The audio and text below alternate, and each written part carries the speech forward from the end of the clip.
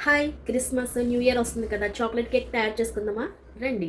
Cake విషయంలో షార్ట్‌లో చెప్పాలంటే కొంచెం కష్టమేనండి. లాంగ్ వీడియో పెట్టాను. కావాలంటే లింక్ అడగండి. కామెంట్ చేస్తాను.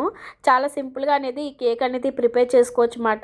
సో, ఎగ్ లేకుండా చాలా ఈజీగా ప్రిపేర్ చేసుకోవచ్చండి. సో, ముందు కావాల్సింది మనకి మైదా, కోకో పౌడరు, ఆ తర్వాత ఎగ్‌లెస్ కాబట్టి తప్పకుండా బటర్ గానీ, ఆయిల్ గానీ ఉండాలండి. ఆ తర్వాత పెరుగు, పంచదార ఇవన్నీ వేసుకొని మిక్సీ పట్టేసేయాలి. ఈ విధంగా క్రీమీగా అవుతుంది. మనం తయారు చేసుకున్న కోకో పౌడర్‌లో ఈ మిశ్రమం వేసుకొని బాగా కలుపుకోవాలండి.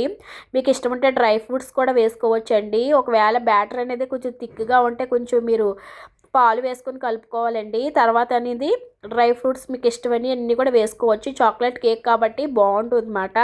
ఈ విధంగా బ్యాటర్ కలుపుకొని ఈ విధంగా బౌల్లోకి వేసేసుకొని ఒక 40 మినిట్స్ దాకా బేక్ చేసుకుంటే మనకి కేక్ అనేది రెడీ అయిపోతుందన్నమాట. ఎలాగో క్రిస్మస్, న్యూ ఇయర్ వస్తుంది కాబట్టి ఈ విధంగా సింపుల్గా ఇంట్లోనే కేక్ అనేది ప్రిపేర్ చేసుకో